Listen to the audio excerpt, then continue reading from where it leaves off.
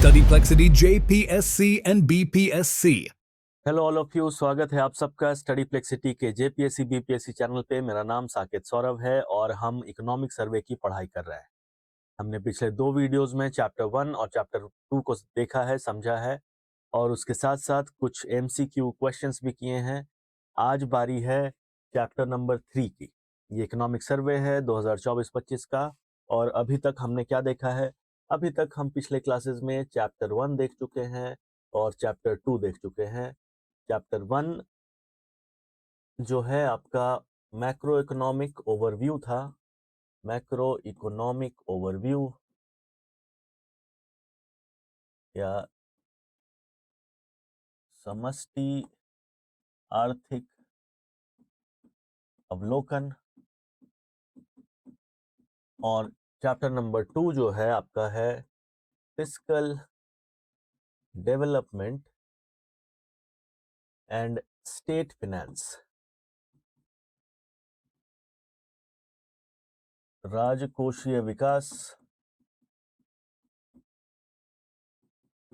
एवं राज्य का वित्त। तो ये दो तो हमने देख लिया, चैप्टर 1 और चैप्टर 2। इनके कुछ क्वेश्चंस भी समझ लिए।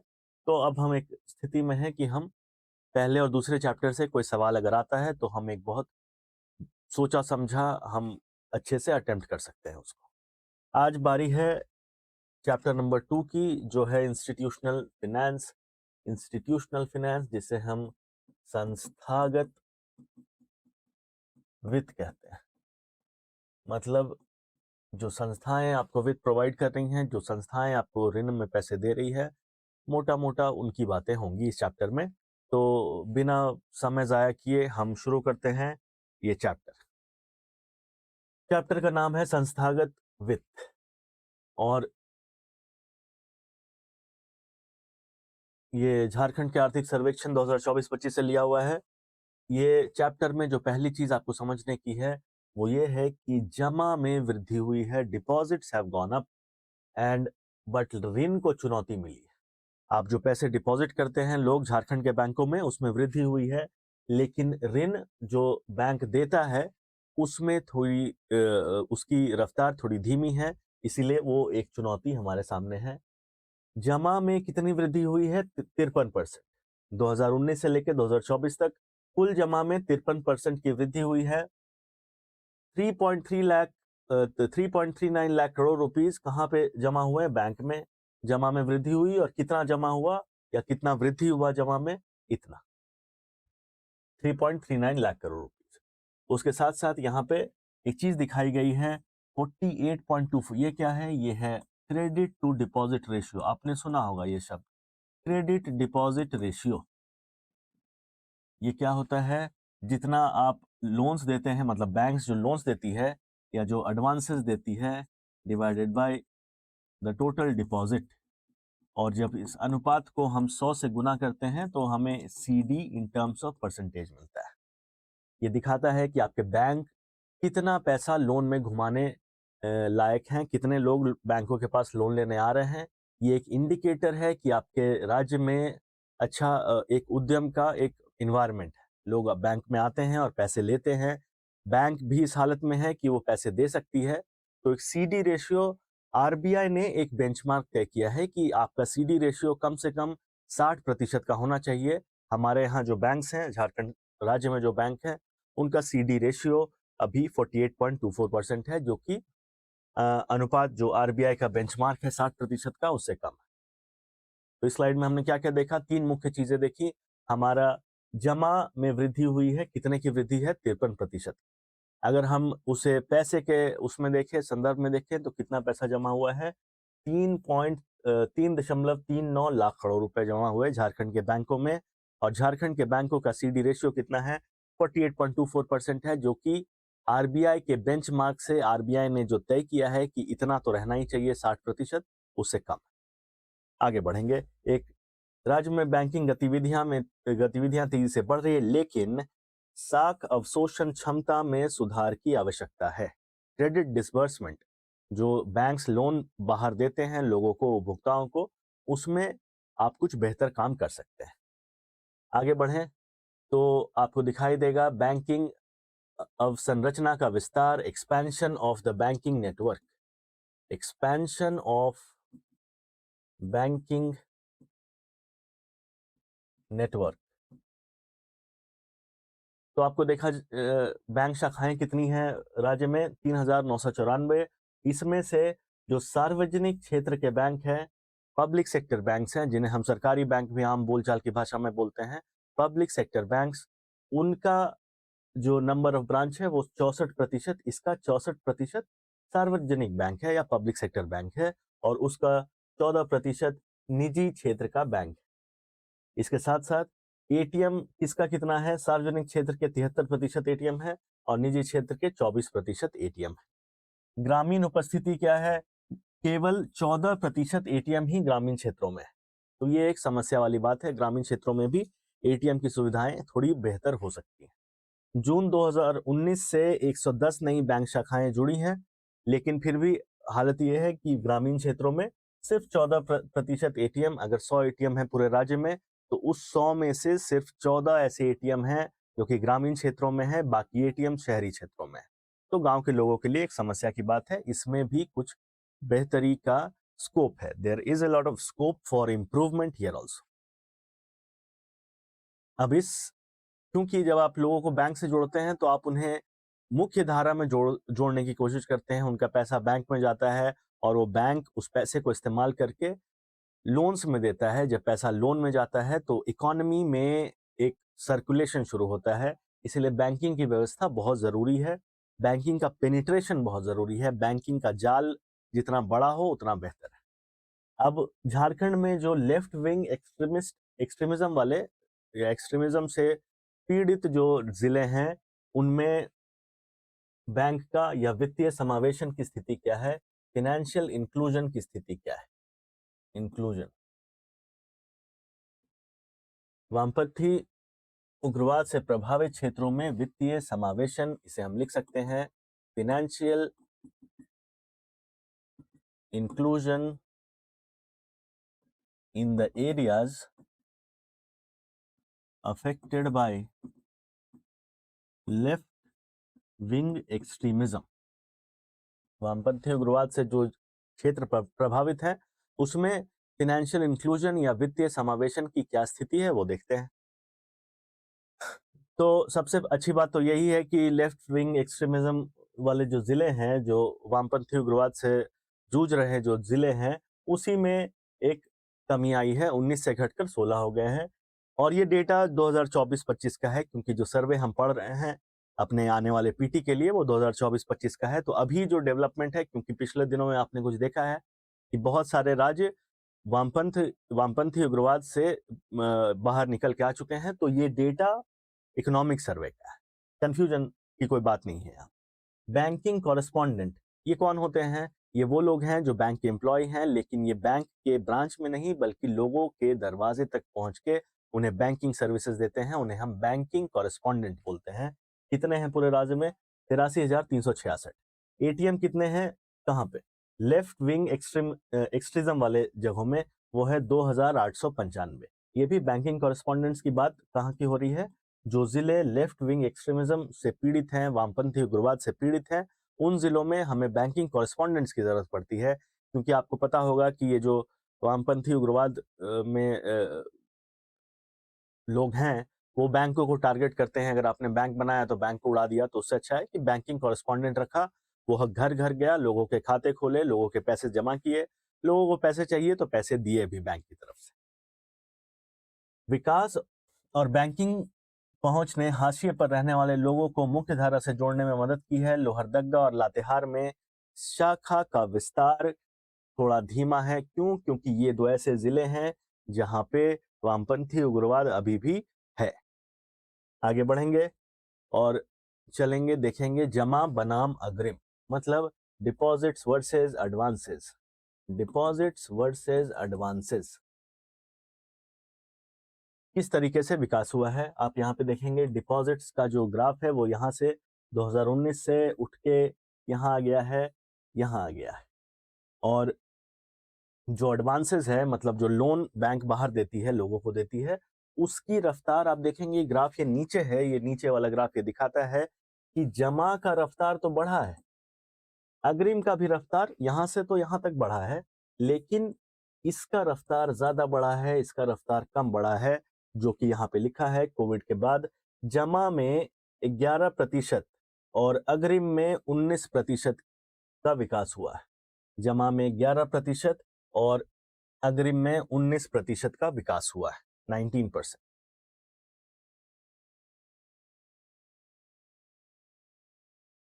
साख जमा अनुपात CD रेशियो, इसी के बारे में बात कर रहे थे हम लोग। ये कौन सा रेशियो है? जो कि ये रेशियो है एडवांसेस मतलब loans divide by deposits into 100। कितना है ये है 48.24%। भारत का अगर एवरेज देखें, नेशनल एवरेज इज अराउंड 82%। अभी जनवरी महीने में 82% है CD रेशियो इंडिया का, और उस मुकाबले तो ये बहुत कम है। RBI ने एक बेंचमार्क भी तय किया है कि लगभग आपका 60% तो होना ही चाहिए। तो पिछले 10 वर्षों से राज्य का CD अनुपात लगातार RBI बेंचमार्क से नीचे है, और ये एक समस्यापूर्ण विषय है। राज्य में जो बैंक है उन्हें अपनी लोन गिविंग कैपेसिटी बढ़ानी पड़ेगी, और पूरे राज्य में एक उद्यम का माहौल बनाना पड़ेगा। अगर आप लोन नहीं देंगे, अगर आपके बैंक से पैसे लोग नहीं लेंगे, तो उद्यम का माहौल नहीं बन पाएगा। इसीलिए CD रेशियो थोड़ा बेहतर करने की जरूरत है। आगे बढ़ेंगे। CD अनुपात क्षेत्र और बैंक वार असमानता। देखिए, प्राइवेट बैंक्स में, जो निजी बैंक होते हैं, उसमें CD रेशियो फिर भी बहुत बेहतर है, 76.41। जो सार्वजनिक बैंक्स हैं उसमें 32.49 है। तो सार्वजनिक बैंक्स की हालत ज्यादा खराब है। शहरी क्षेत्रों में CD रेशियो कितना है? 46 है, और ग्रामीण क्षेत्रों में 41 है। मतलब रूरल एरियाज में जो बैंक्स हैं वो, उनकी हालत तो और ज्यादा खराब है शहरी के मुकाबले में। इन दोनों का औसत लेके आप वहां तक पहुंचते हैं जहां तक हमने ये देखा था, 48.24%। पश्चिमी सिंहभूम में CD रेशियो सबसे कम है। ये बात को याद रखेंगे, मेरे साथ साथ नोट भी कर लेंगे। पश्चिमी सिंहभूम एक जिला है जहां पे CD रेशियो न्यूनतम है, और सरायकेला खरसावां में ये 67.58 है, जो कि बेंचमार्क से ऊपर है। तो कौन सा जिला है जो बेंचमार्क से ऊपर है? सरायकेला खरसावां। आगे देखें, क्षेत्रवार ऋण वितरण, मतलब कौन से सेक्टर में आप कितना advances to various sectors. Advances कुछ नहीं बल्कि लोन ही होता है, मोटा मोटा loans and advances to various sector. कृषि में देखेंगे आप कि 64% की वृद्धि हुई है। कृषि के क्षेत्र में जो लोग पैसे लेते हैं बैंकों से, उसमें 64% की वृद्धि हुई है। MSME में, ये भी एक अच्छी खबर है कि MSME, जो कि micro small and medium enterprises है, जो लघु उद्योग हैं, जो मंझले उद्योग हैं, जो छोटे उद्योग हैं, उसमें भी ऋण लेने में का जो अनुपात है उसमें 42% की वृद्धि हुई है। यहाँ देखें, 2023-24 में कृषि और MSME क्षेत्र में ऋण अवशोषण क्षमता में उल्लेखनीय वृद्धि हुई है। ये ये पॉइंट है जो कि आप कॉपी में लिख लें, बहुत जरूरी है। किसान क्रेडिट कार्ड ग्रामीण अर्थव्यवस्था को बल। किसान क्रेडिट कार्ड के माध्यम से किसान, एक कोई कार्ड मिलता है, उस कार्ड के माध्यम से वो पैसे क्रेडिट पे ले सकता है, उसे हम किसान क्रेडिट कार्ड बोलते हैं। 2021-22 में इतना था। 2022-23 में 7.22 लाख खाते खुले, और 2023-24 में 4.96 4.96 खाते खुले। और ये दिखाता है कि किसान क्रेडिट कार्ड ने राज्य में कृषि क्षेत्र को बहुत बल प्रदान किया है, किसानों के लिए बहुत एक लाभदायक चीज साबित हुई है। वितरण राशि कितनी है 2023-24 में? 3,650 करोड़। और कार्ड्स कितने हैं? एक्टिव कार्ड, सक्रिय कार्ड्स कितनी हैं? 13.42 लाख। इतने कार्ड्स हैं जो कि राज्य में सक्रिय हैं। पैसे कितना वितरण किया गया है अभी तक? लगभग 3,650 करोड़ रुपए। प्रधानमंत्री मुद्रा योजना, ये एक माइक्रो फाइनेंस का स्कीम है। आपको छोटे लोन्स मिलते हैं। This is a scheme of micro finance. Micro मतलब छोटा, फाइनेंस मतलब आपको जो वित्त दिया जाता है, आपको जो लोन दिए जाते हैं। तो यहाँ पे 3 चीजें थी। जब मुद्रा योजना लॉन्च किया गया था तभी बताया गया था कि 3 तरीके की लोन्स मिलेंगे। तरुण, जो कि किशोर और शिशु। ये 3 तरीके के लोन मिलेंगे। किसी को बहुत छोटा काम करना है तो आपको 25-30 हज़ार का भी लोन मिल सकता है और धीरे-धीरे बढ़ के वो ज़्यादा बड़ा भी हो सकता है। ये डिपेंड करता है कि आप किस तरीके का काम करते हैं और किस लेवल का, किस कैपेसिटी का काम करते हैं। अगर आपको थोड़ा-सा बड़ा लोन भी चाहिए तो वो भी मिलेगा। शिशु में कितने खाते हैं? 8.97 लाख। किशोर में 4.91 और तरुण में 22,700 खाते हैं। मुद्रा योजना के तहत कुल वितरण कितना हुआ है अभी तक मुद्रा योजना में? 9,261 करोड़ रुपए। 9,261 करोड़ रुपए झारखंड के बैंकों ने मुद्रा योजना के तहत वितरण कर दिया है। ये भी एक अच्छी चीज है क्योंकि मुद्रा योजना में जो पैसे मिलते हैं उससे लोग उद्योग करते हैं। कैसे उद्योग? थोड़े छोटे जिन्हें शिशु बोलते हैं, उनसे बड़े किशोर और फिर उनसे बड़े जो कि तरुण। अब आगे देखते हैं। इसमें स्टैंड अप इंडिया एक स्कीम है, स्टैंड अप इंडिया, और ये है PMEGP, prime minister's employment generation programme.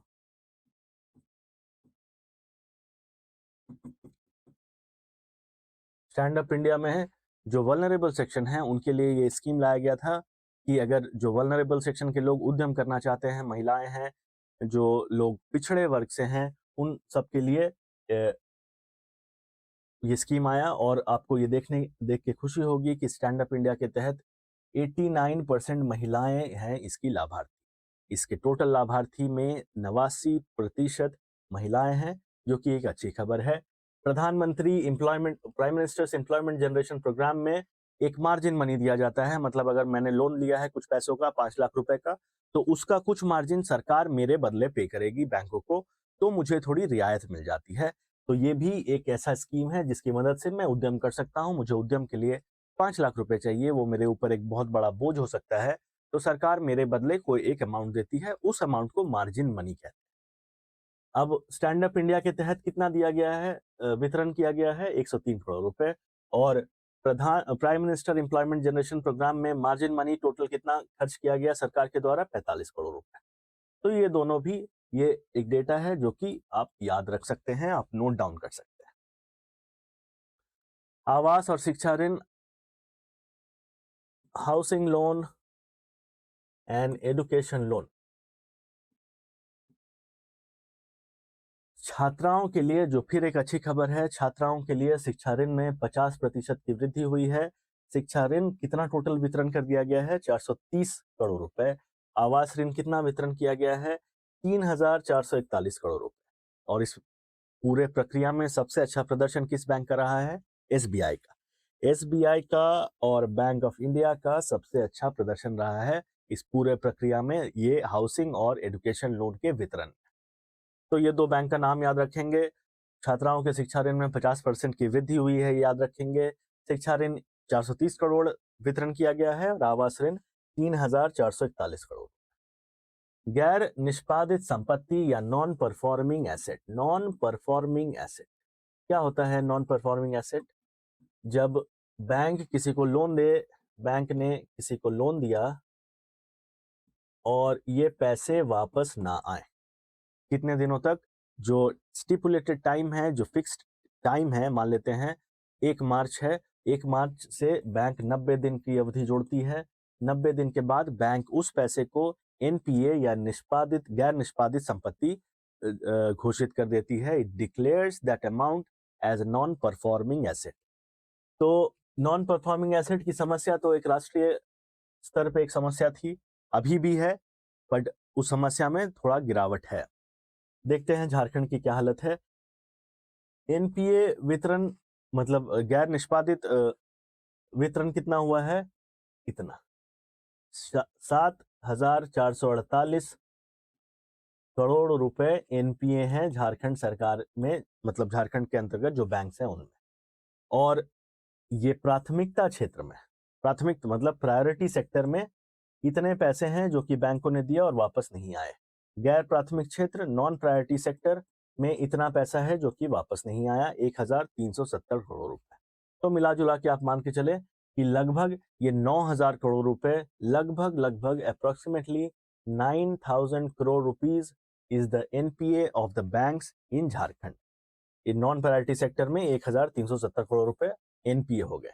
कुल एनपीए का जो सर्वाधिक है वो मतलब प्रायोरिटी सेक्टर में वो सबसे ज्यादा कहाँ पे पैसा फंस गया?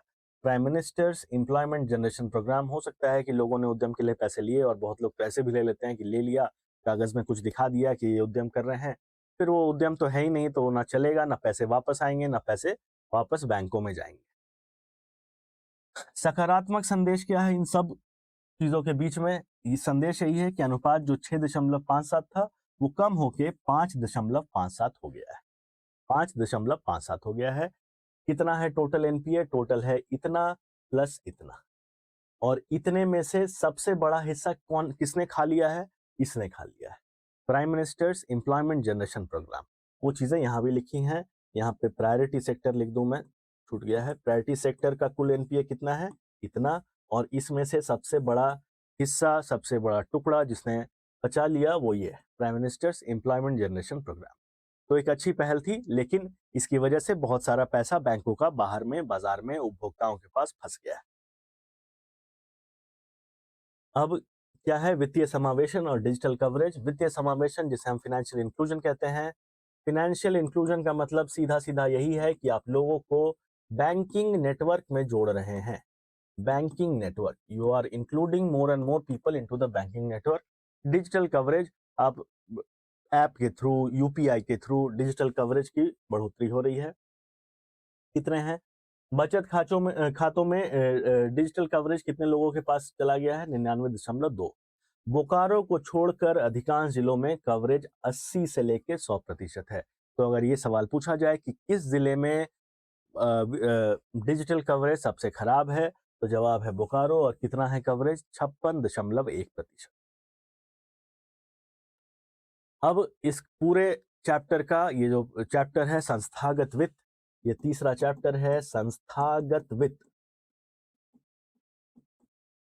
जिसमें हम बैंकों के बारे में देखते हैं। बैंक ने कौन से क्षेत्र में लोन दिए हैं, बैंक का पैसा कहाँ फंस गया है, बैंक का सीडी रेशियो कैसा है, बैंक का डिपॉजिट किस तरीके से बढ़ रहा है, बैंक जो बाहर लोन देती है वो किस रेट से बढ़ रहा है, वो सारी चीजें हमने देखी मोटे मोटे तौर पे, जो हमारे लिए प्रीलिम्स के लिए इंपॉर्टेंट है। तो निष्कर्ष क्या निकलता है कि पैटर्न जो है, बैंकिंग नेटवर्क जो है is a strong network. Network मजबूत है। भौतिक और डिजिटल बैंकिंग का विस्तार संतोषजनक है। साख की मांग, अगर साख मतलब ये सीडी रेशियो, सीडी रेशियो में मांग किसकी की गई है कि आप क्रेडिट बढ़ाएं, आप जो पैसे बाहर ऋण में देते हैं उसे आप बढ़ाएं। बैंक जब ये ऋण का पैसा बढ़ाएंगे तो एक उद्यम का माहौल बनेगा, लोगों के पास उद्यम के अपॉर्चुनिटीज आएंगी, लोग उद्यम करेंगे, पैसे कमाएंगे, इकोनॉमी चलते रहेगी। 48% के सीडी अनुपात को बढ़ाने के लिए तत्काल कार्रवाई आवश्यक है। कृषि पर ध्यान देने की आवश्यकता है। ग्रामीण आजीविका और ऋण के लक्ष्यों को पूरा करना महत्वपूर्ण है।